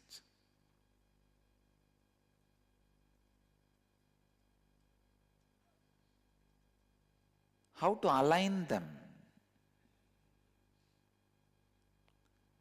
It takes little realigning of your life for which you are afraid. That is where the problem is.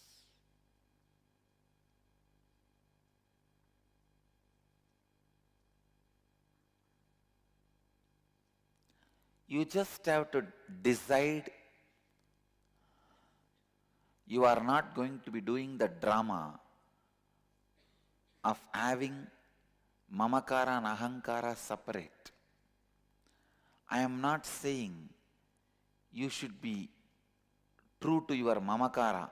Whatever you feel inside you as you, just tell that, show it to the outside. No, because what you feel inside as a equal lies than what you show as outside. What you show as outside, if there is a 50 lies in that, what you feel as inside you, that also has a 50 lies. One of the biggest problem human beings face is they think we should just show what we are from inside.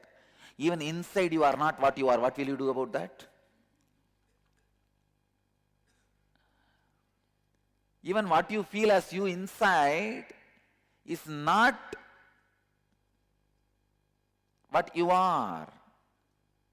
So aligning means if you want to stick two things, in both you have to put a Fevicol.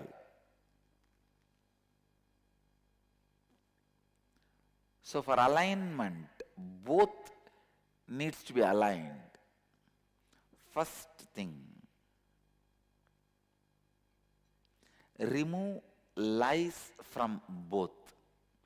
Don't try to make your inner identity just like outer identity or outer identity just like inner identity. When I say aligning, what usually you will first try to do?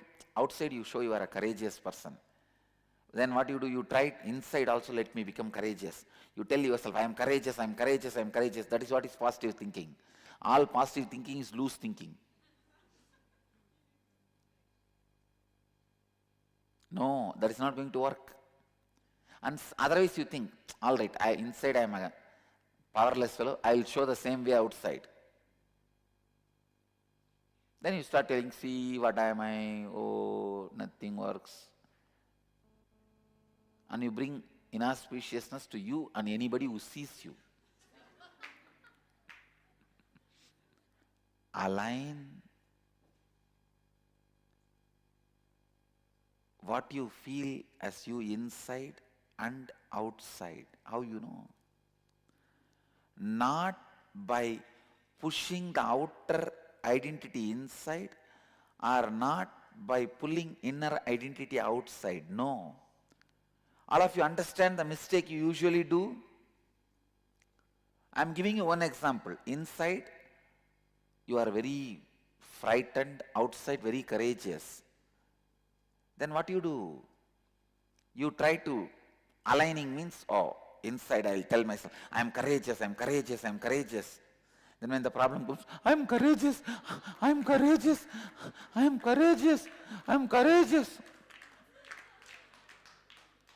No, that is not aligning. That is what you do in the name of positive thinking. No, really.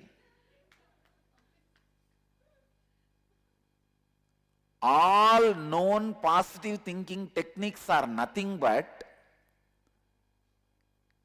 the junk of the outer identity, which is supposed to be discarded even from outer identity, is being inserted forcibly into your inner identity. Like what you took out through enema is being inserted through the infection. No, I am giving you the very visual. Which you took out through enema is supposed to be removed from your house itself. But you get a glucose bottle and send the whole thing inside. That is what is your positive thinking. Most of the time, the lies of your outer identity, which was rejected by your inner identity, you think that chunk should be infused into your inner identity. No. Whatever is rejected in your outer identity by inner identity, that is lie. Throw it away. Whatever is rejected in your inner identity by the outer identity, that's a lie. Throw it away.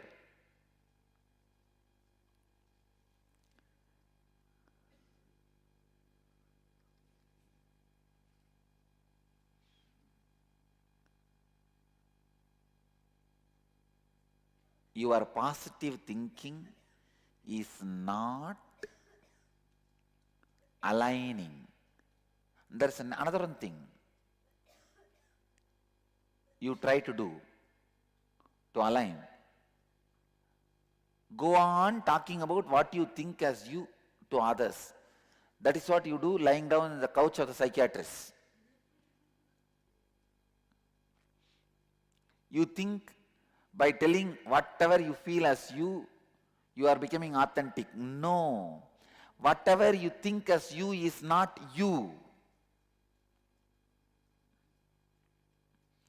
Neither by pulling the inner identity outside, nor by pushing outer inside, you are going to align between outer and inner identity.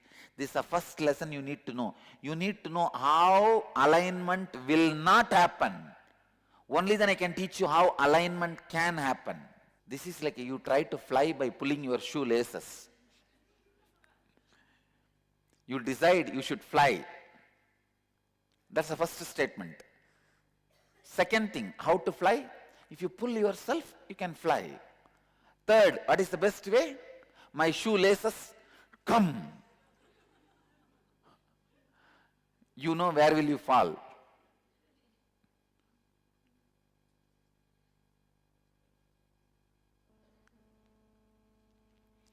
Trying to fly by pulling the shoelaces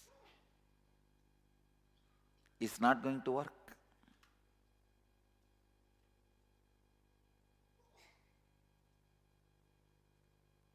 Then what is the way to align?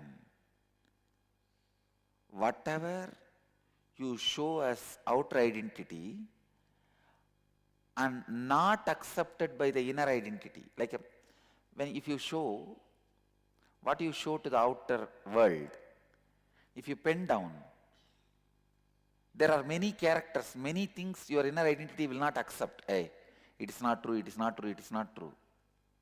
Then throw all that.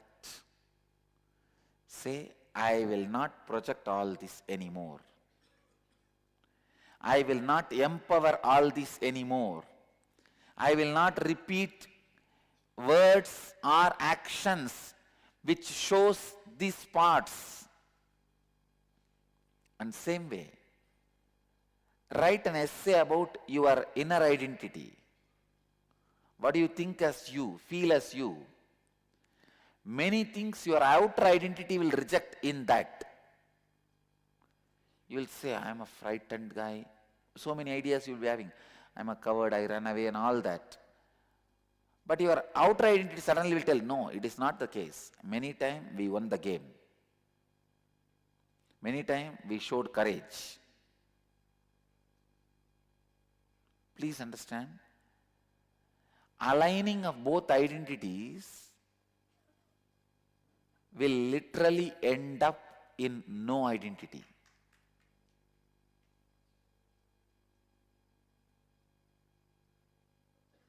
Understand? Will end up in no identity. It is like Gopas. They have beaten each other and killed their whole generation, their whole civilization. Nobody outside came and killed. See, always in the war, it is never decided who is right. It's only decided who is left. War does not decide who is right. It only decides who is left. Usually in the war, somebody comes and kills, and the person who kills others, they are left alive. But the Gopas had unique war. Dwaraka, the Krishna's civilization, Krishna's disciples, Krishna's, or I can say, Krishna's citizens. They killed each other and finally nothing was left. Same way,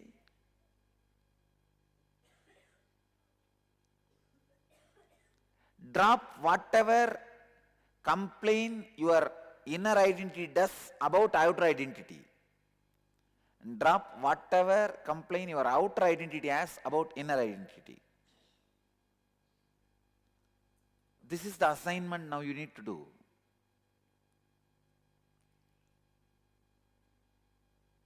It's a 2 minutes assignment.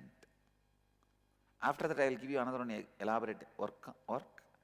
First, this 2-minute assignment. Describe all the qualities of your outer identity. One side. Other side, all the qualities of your inner identity. What you feel as you, what you project as you.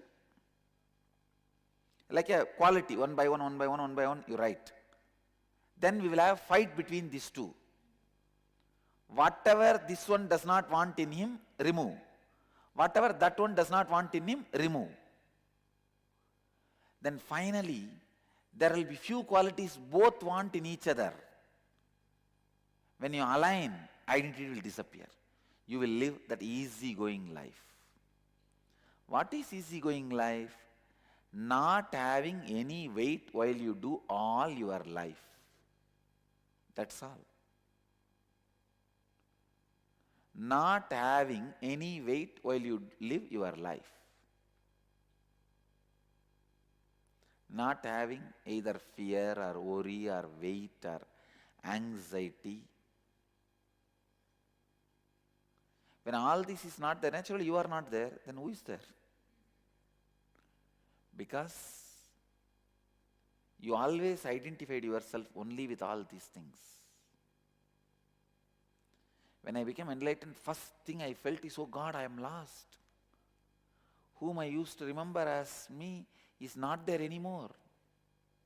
Somebody else is sitting. But that somebody else, when I settled with him, I realized only this is me. Earlier, the guy who was there only is somebody else.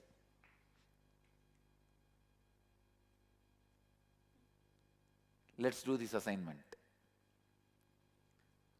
Your outer identity and inner identity. Describe like qualities. Outside, I show myself courageous. And I am rich. Outside, how you project? I am rich. Inside, you may be feeling, no, I am poor. Outside, you will be showing as if you are a spendthrift, you spend, you are charitable and all that. Inside you know, I am a miser, I don't touch. I don't even buy toilet paper. I bring it from the airport. Whenever I go there, I take 2 rolls and keep it in hand. Now whatever you have written, can you cancel the qualities which the other part is affecting?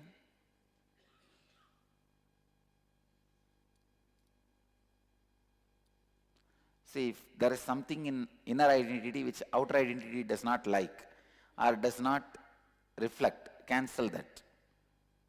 If something outer, the inner identity does not like, does not fall in tune, cancel. Finally, you will see only one or very few qualities where the other person does not fight.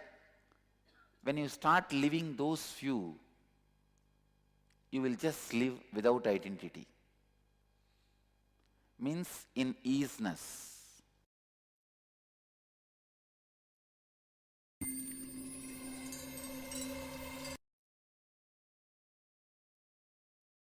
Yes. When our inner identity the image that we carry about ourselves on the inside, and the outer identity, what we project to others on the outside, is misaligned. That is what blocks the Ajna chakra, our will, and the manifestation of the various different powers as well. When we are not clear, we are not stable about how we show ourselves to others, trying to impress others about things we ourselves do not believe about ourselves. That gap, that self-doubt, that is what prevents us from manifesting the powers. Understand that if you're able to project something about yourself on the outside, you are empowered to raise yourself to that level as well. You can create yourself powerful and make this happen. Same way, you should not project yourself as smaller than what you know. You can be authentic. You can show the world what you really hold inside. So raise both identities. Raise the outer identity to what you know about yourself, and raise the inner identity to what you project on the outside. So this way you will manifest your authentic identity, and you will raise yourself continuously. You will raise yourself and you will manifest the ultimate. That is why the Ajna chakra is the last chakra before you reach the Sahasrara, the ultimate opening that will lead you to the enlightenment experience itself. We have arrived at the end of this day of Paramashivoham Level 1, where we learned about the various different chakras and what blocks them, how to unblock them. If you have any questions or doubts about any of the chakras, please place your questions here in the chat. And we are looking forward to see you all again tomorrow for another powerful day of Paramashivoham, starting off with the Nityananda Yoga, the Pratama Vinyasa Krama 108 asana sequence with the 12 components. You should really join in for the first session so you can benefit from this powerful yoga sequence and empowered and energized move through the whole day. It will really help you to grasp all the powerful cognitions, manifest all the powers, and be awake and alive throughout the whole day. So make sure to join in for the Nityananda Yoga. So with this, we'll be concluding with the Purna Mantra. Let's bring our hands to Namaskar Mantra. Om Purnamadah Purnamidam Purnat Purnamudachyate Purnasya Purnamadaya Purnamevavashishyate. Om Shanti Shanti Shanti. Hari Om Tat Sat. Sarvam Bhagavad Shri Nityananda Paramashivoham Arpanamastu. Om Nityanandam. Thank you, everyone. Nityanandam. Nityanandam.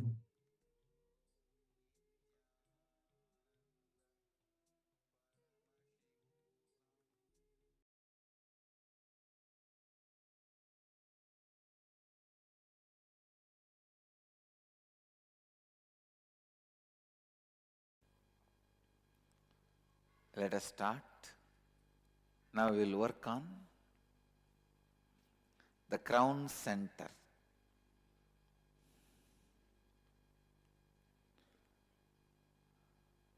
The thought current of discontentment, frustration.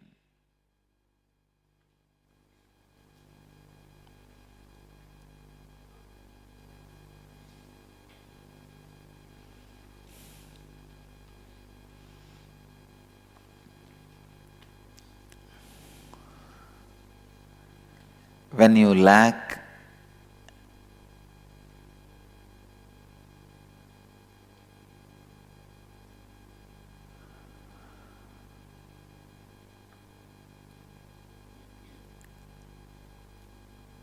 involving with others' life, the crown center collapses. Please understand.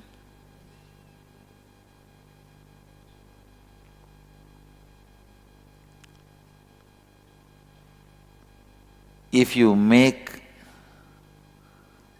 the responsibility as a lifestyle involving with others' life with responsibility,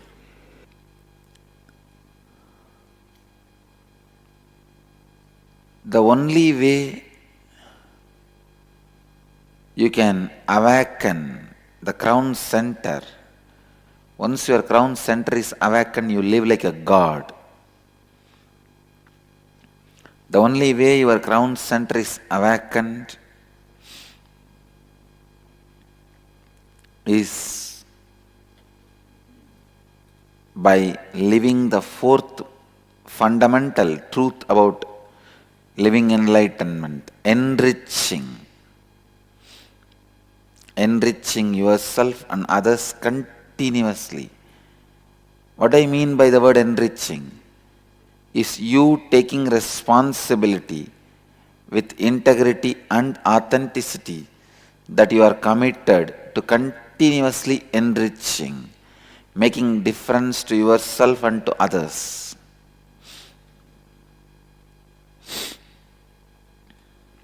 Listen.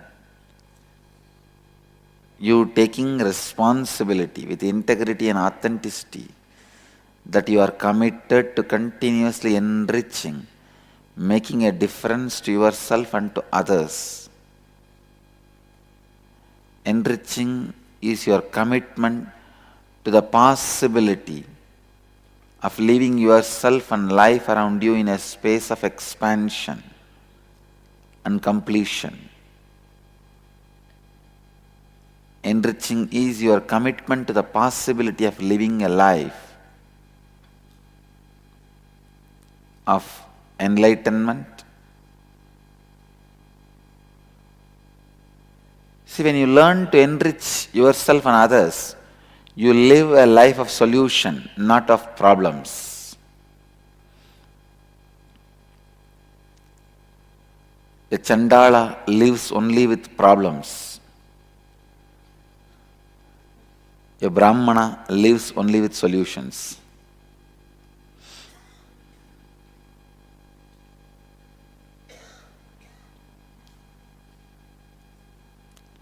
Kshatriya makes problems, Vaishya solves problems.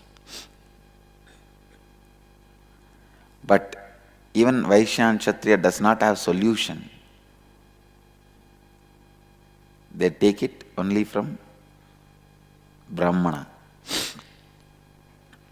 Enriching is your commitment to the possibility of being superhuman, living continuously the divine consciousness.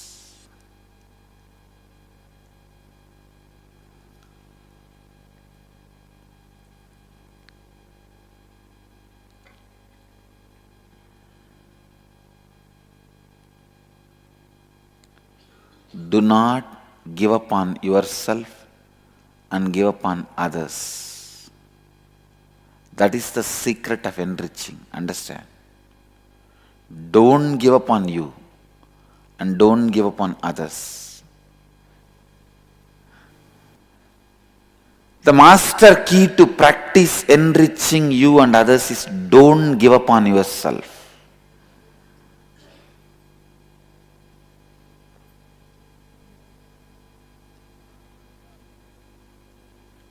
I don't give up on me and I don't give up on others. I don't give up on me and I don't give up on others. Please understand.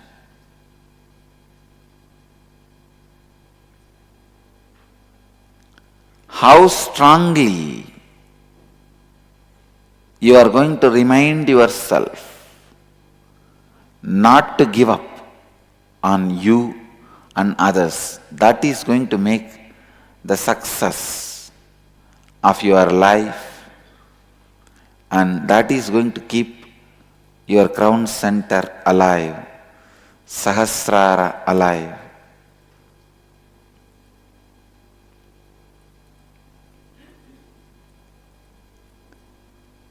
Let's work on this exercise, then you will understand this tattva, enriching others.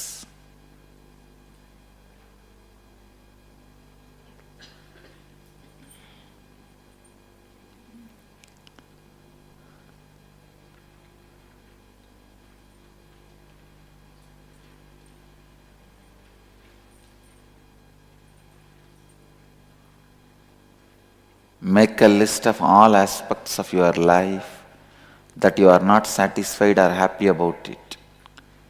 Look deeply into each of these aspects of your life and identify where you are not taking responsibility for your non-integrated and inauthentic thoughts, words and actions that are present in these aspects of your life. Now with awareness, bring integrity, authenticity and responsibility to these aspects of your life and visualize that now you are a being in a space of expansion, happiness and gratitude. Write down what are the new thoughts, words and actions you will take in the same aspects of your life now. Inside this new space of being in expansion, happiness and gratitude, write down in what ways you will now enrich yourself and others in your life, in all other aspects of your life. Go ahead.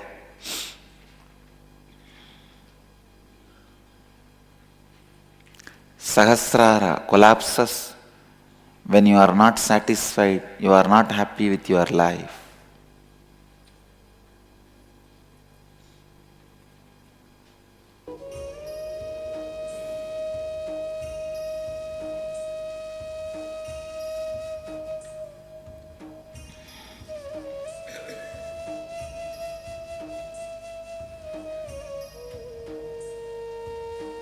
See very clearly, your unhappiness will be because you gave up on you. If you quickly give up on others, you will give up on yourself. If you don't give up on you, you will not give up on others. Because I never gave up on me, I'll never give up on others.